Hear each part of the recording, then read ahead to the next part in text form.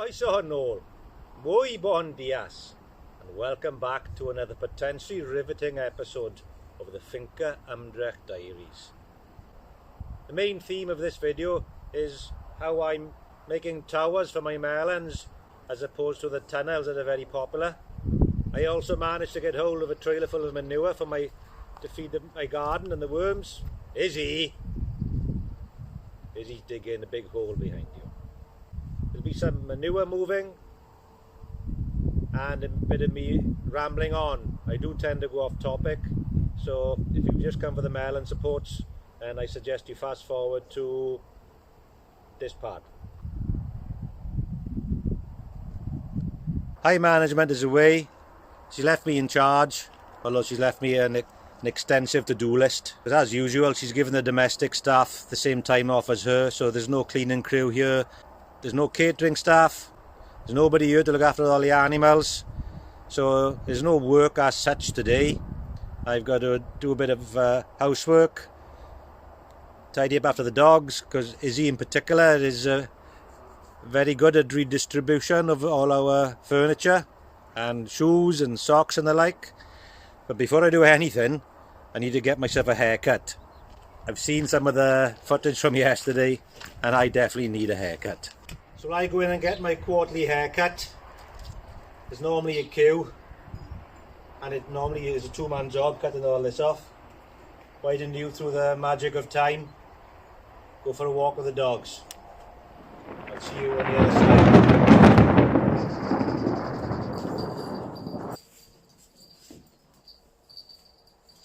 Thank you, Bella. What do you want now? Thank you.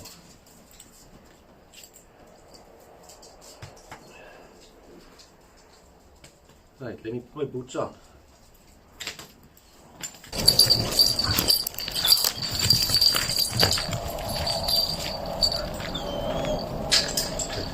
You won't be going anywhere until you sit down.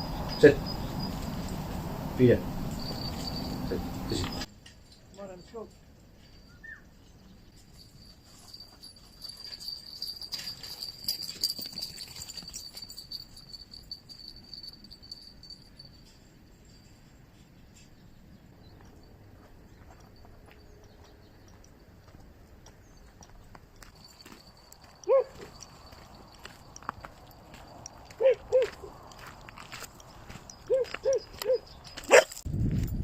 As usual, every day starts with a walk. I haven't had time to have a cup of tea or do my makeup, let alone my hair yet.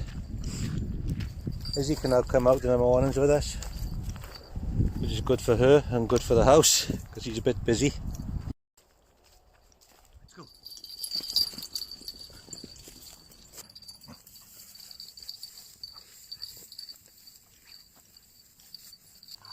You tell her, Frida. You tell her, Frida.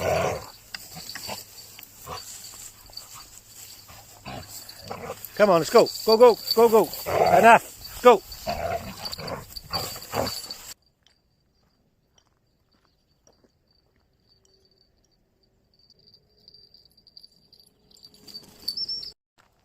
Izzy. Good girl, Izzy. Good girl. Sit. Good girl, Izzy. Stay. Izzy. Izzy. Good girl. Go, go.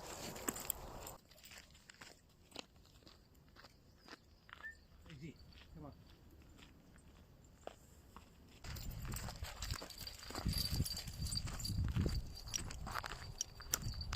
Izzy, wait. Come here. Good girl. Good girl. Go.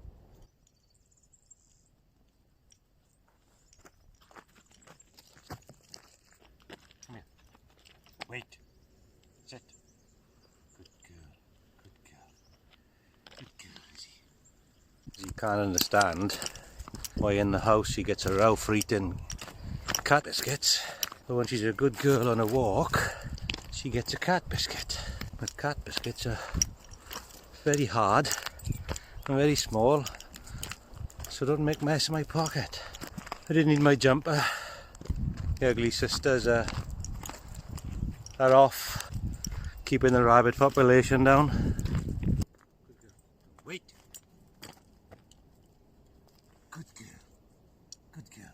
One problem I got with Izzy, it isn't necessarily a bad problem, and I've got a few of them, is that she's associating the wait command with come here and sit by my feet.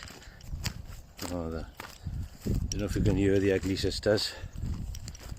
They're howling in the background. They're on something. Hopefully that something's faster than them.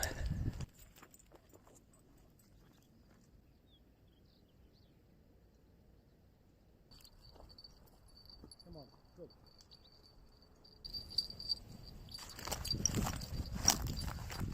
Seem to spend half my life looking at bums, dog bums at that.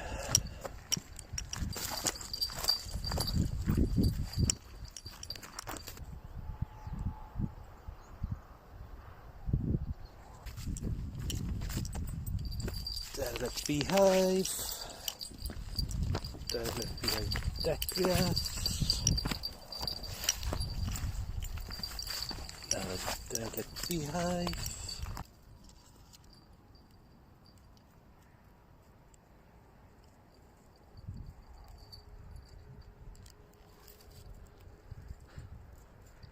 Can't argue that it's probably not the most picturesque setting. So I've been walking for 3/4 of an hour now, and I've seen one car. Dogs haven't been on the lead once, and I have not to worry where they are.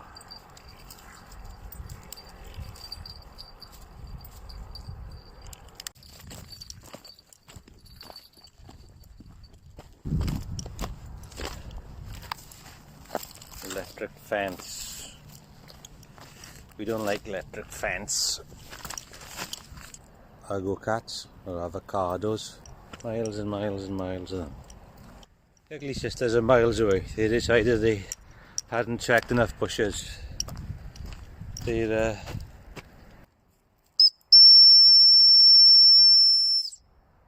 I see them. Izzy, I can hear them. Izzy's a good girl. Izzy's a really good girl. Here comes Frida. Come on, Frida. Bella, ever the rebel. I'll take 2 out of 3. Come on, let's go.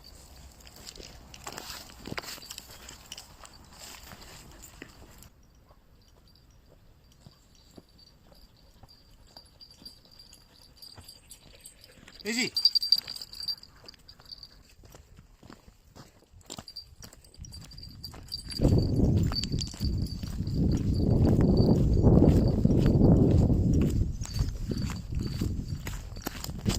Feed away. Good girl, Izzy. Good girl.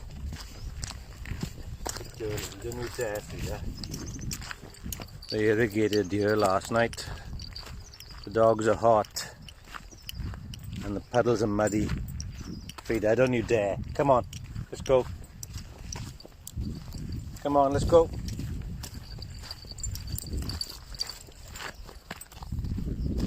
Come on, keep going. Good girl, Frida. Good girl. Bella's missing again. And I know that there'll be big bodies of water up there. I'm expecting it to turn up any minute. Green and slimy. Oh, maybe I was wrong. Come on, Bella. Come on. You've been in the water? Yes, you've been in the water, but it wasn't too green and slimy. Oh yeah, you've been in the water. Come on.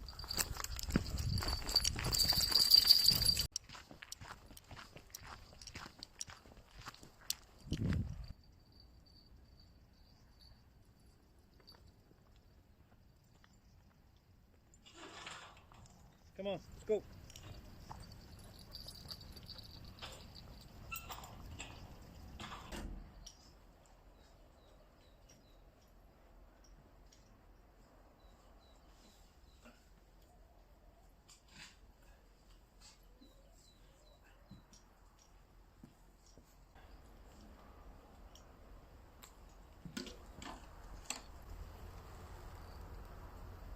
So now we're home, I've got to get the seedlings out.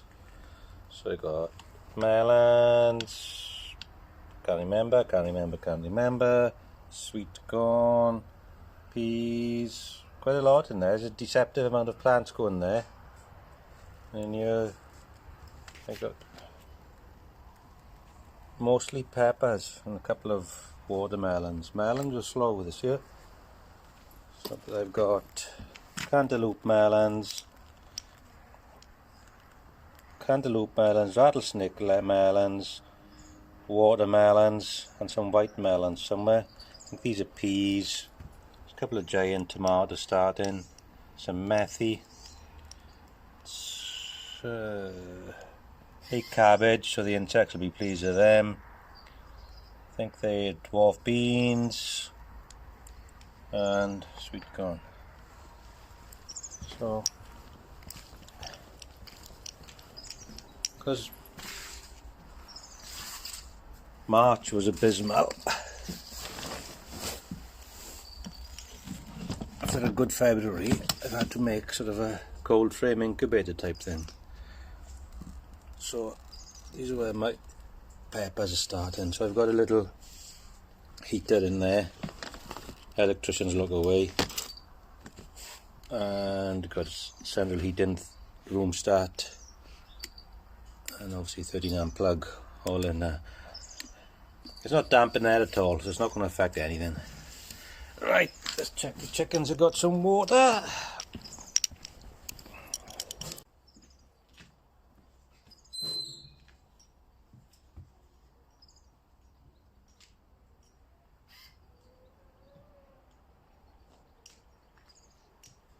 Yeah, they got water, but I'll change that this afternoon. So chickens are checked, plants are out to the nursery.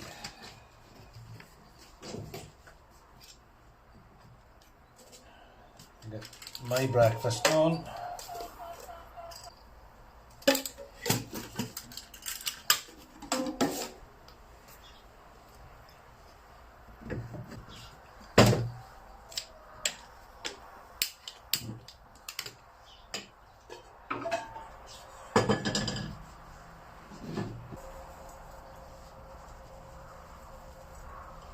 And management always gives me a run for having too much porridge.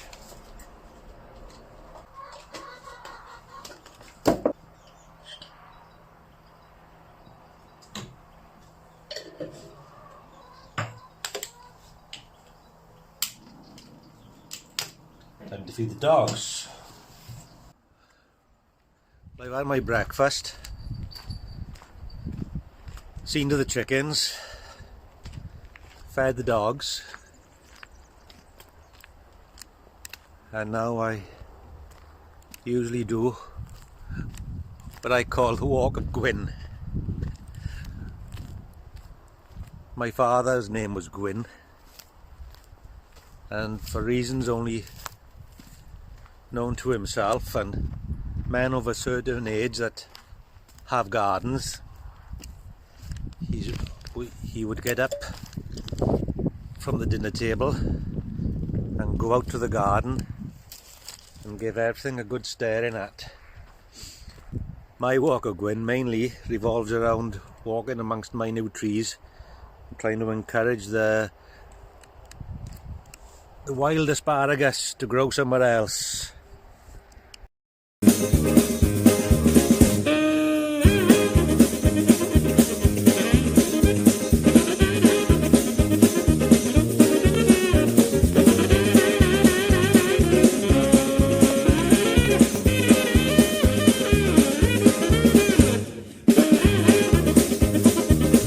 Wild asparagus, when you catch it young, it breaks very easily and you can't pick it and make a nice little omelette with it.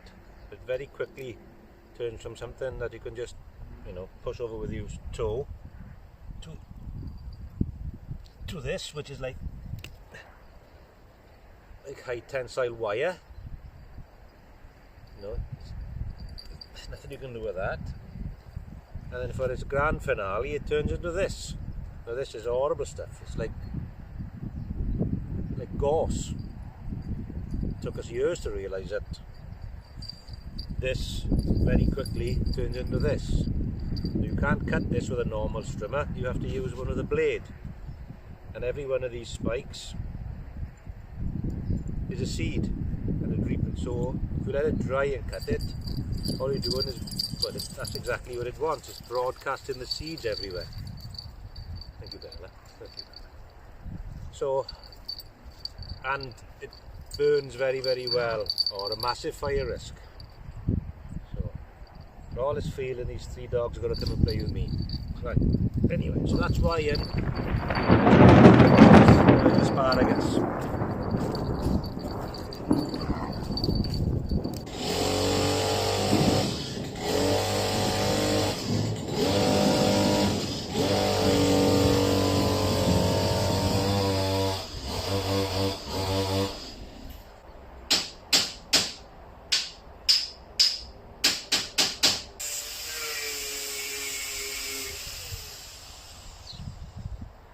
How much?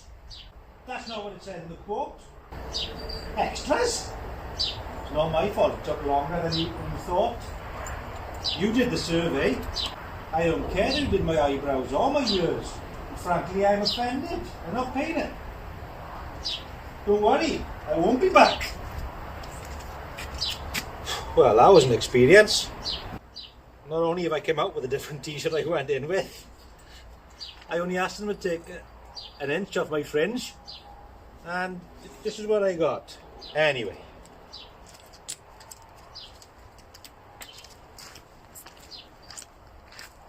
where was I? Oh, I'm not working today. I'm off for Sunday dinner with some friends. So how did I end up building melon cages so close to the planting season? So it started about a week, 10 days ago. Just as I was dropping off to sleep, higher management uttered those words that most men will be familiar with. I've been thinking. So I was already started to wake up by this point, and I was wondering what sort of tools I would need, how long it would take, how much my back would ache. I tried to reason that I've been working hard the last couple of weeks, and as far as I was concerned, the garden was as good as it's going to get for this year. I had relaxing to do and other things before planting. But, you know, as most men that will have made it beyond puberty will know, there's no good being reasonable. And happiness comes before reason, so I gave in. Obviously, by the morning, it was my idea. Apparently. So apparently we need some melon tunnels. Proposed melon tunnel location. There was a big stack of the roots that I'd pulled from the orchard. I'd been delaying processing the roots because, well, chainsaws love cutting timber. And they're pretty good at cutting legs and fingers.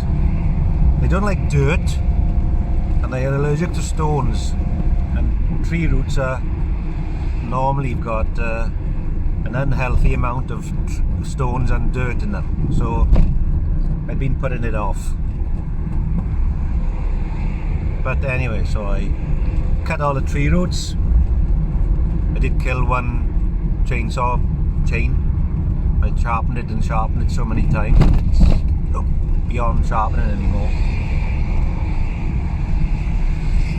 Now, back in the days before Netflix and before television even,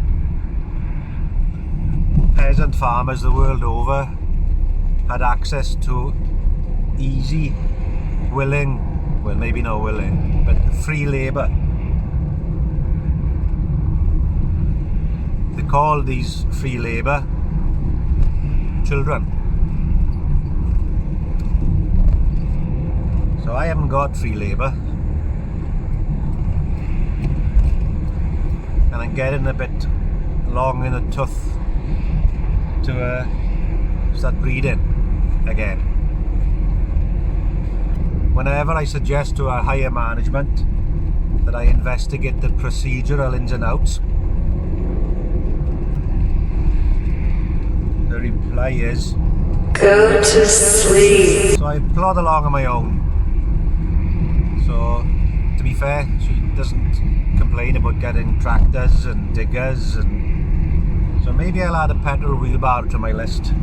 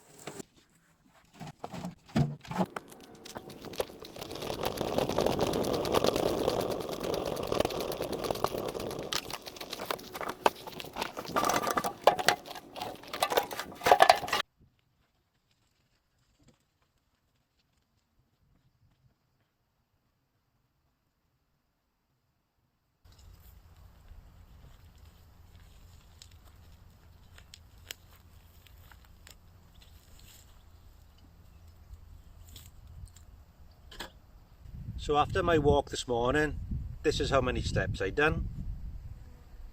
I've just had my dinner, or lunch as some more polished people might say, and this is how many steps I've done. So I'm still beavering away at my worm food. Be a while yet, I think.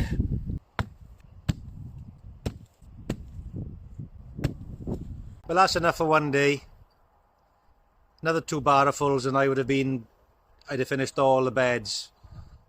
But I'm getting to the bottom of the pile now, and it's pretty much all what my father would have called clinkers. It's like road planings, like tarmac almost, and I just know it's going to cause me trouble when I plant. Really and truly, it would all have benefited from going through my wood chipper, but you know, there's only so much. I'm not that much of a masochist. Anyway, my watch has beeped to say that I've hit my target today on my steps. Meanwhile, all the bitches have been sleeping. They're getting very, very anxious now and agitated. They all want to go out. So I'm just about to go for my second walk of the day. And then I've got to make tea, etc, etc. Hello? Hello? Can you see me? Am I back? This time travel is getting a little bit confusing now. I don't know where I am. I need a chair this morning because my legs are a bit stiff. I went for a run yesterday. Been a long time since I went for a run. So long, in fact, that the soles of my trainers had disintegrated. You know, it's, as I say, I haven't used them for last June when my back went, so I haven't been running. But anyway, I wouldn't have expected the soles to have perished in the cupboard. I've mainly been listing my step count because my mother has been sending me messages that I don't walk enough. She's worried that I'm not getting enough exercise. I'm too reliant on the car. My back's been feeling okay this last few days, so I thought I'd go for a run yesterday, as I said. So today I'm in a seat and my legs are a bit stiff. Even my baby brother's been getting fit, but he was starting to look a bit portly the last time I saw him. Don't tell him that, obviously. But he's on a bit of a weight loss regime at the minute. I don't know whether we're in the past, the present or the future, but we're supposed to be talking about melon cages. So let me bring you up to speed.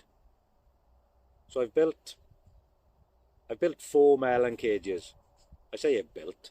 I bought some concrete reinforcing mesh, or maya, maya, I can't say it, maya, as they say in Spain, which means mesh, I believe, or excuse my pronunciation. And I've bent them into a bit of a freeform circular shape. Let's walk and talk at the same time, shall we? So first of all, I bent some reinforcing bar and pushed that into the ground as far as I could. Let's get out with my own light. Then I bent some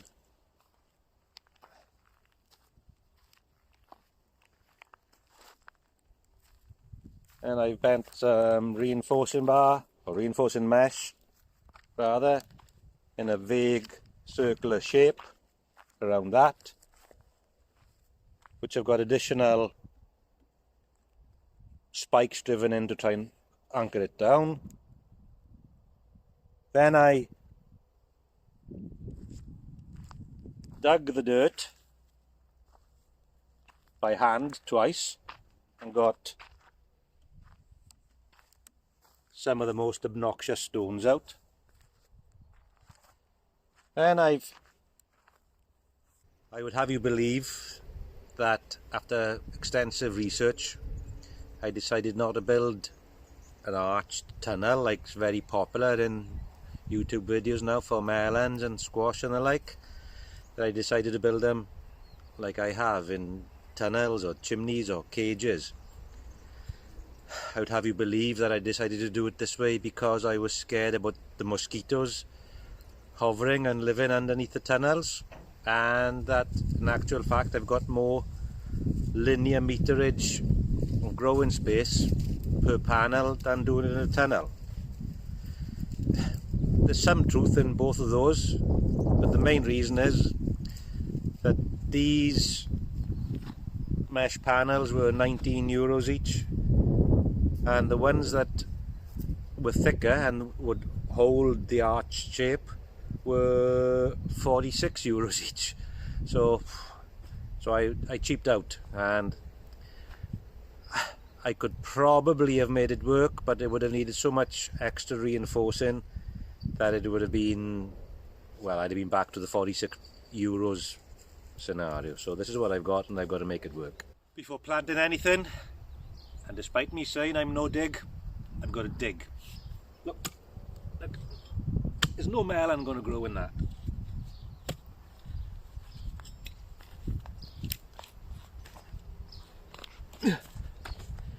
That's not going to work.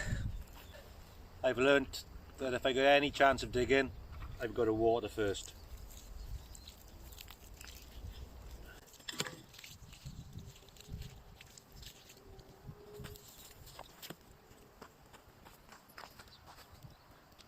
Yep.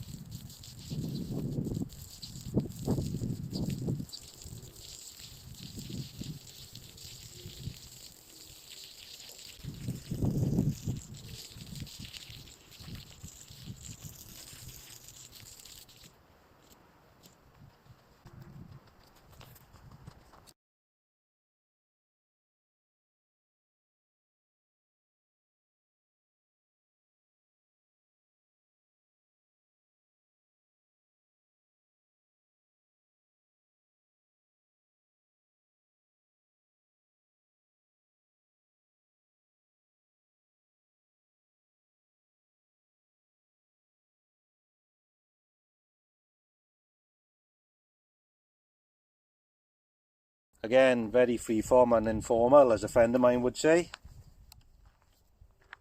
Bent a bit of pipe around. Then I've filled in there with a bit of, well, anything I could find really, anything organic I could find. There's some grass clippings, some manure, and some of my homemade compost. The sharp-eyed amongst you will have noticed this loitering in the background. Somebody gave me this about a year ago. There was lots of bits missing. The gearbox had seized, it wasn't running. So I unseized the gearbox, I got the engine going. I had to make a new clutch cable for it, and I had to make a new throttle cable.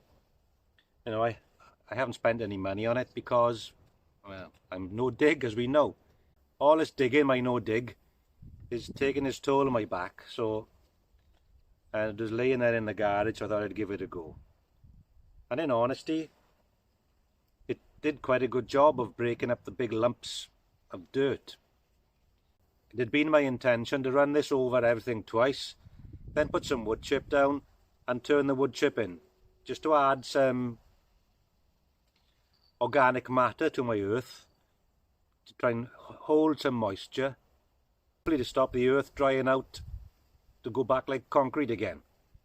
But anyway, 10 minutes in and the drive belt failed, so I've given up on this now. It's spent a bit of time tinkering, mainly because higher management doesn't like to see me idle, and because I'm cursed with the belief that I can do things myself. And I did. It works fine if you discount the fact that the belt snapped. And so I'll set the camera up and I'll show you the process of establishing these beds. I did actually find some cardboard yesterday on the roadside, so I'm going to add some cardboard to this last one. I bent some bits of metal to hold the water pipe down. I'll show you that as well.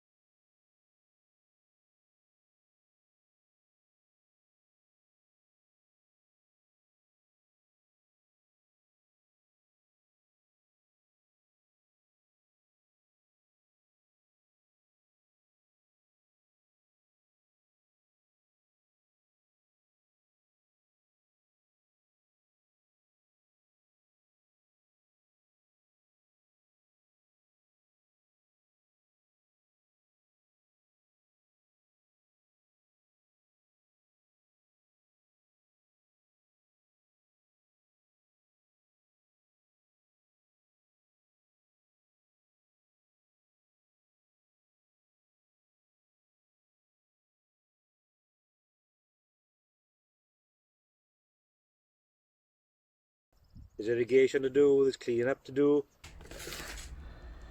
Desperate times. It's the last of my UK tea bags gone. I'm not a fan of this English tea, but I couldn't get any Glengettie the last time I was in the UK. So, I don't know what I'm going to do. I'll have to start drinking beer. I still haven't finished our cages. High management is still away, and the longer she spends away, the more obvious it is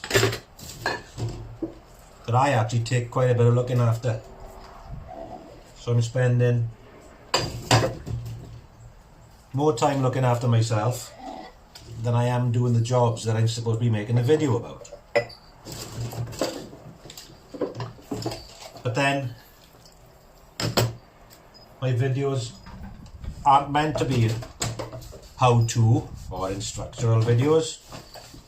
They're what we do. And I keep saying it. I make them for my mother and Auntie Gwen, obviously. I haven't really got to a point in this video or a conclusion, but in some ways that's kind of is the point of my videos. You know, it's I hate the expression journey, but you know, it's essentially what I'm on. We're on. If you've made it this far without falling asleep, then do me one favour, including you, mother. Smash that thumbs up button on the bottom. I should probably be learning Spanish, not making second-rate videos. Adios, see you in the next one. Bye. Hasta luego.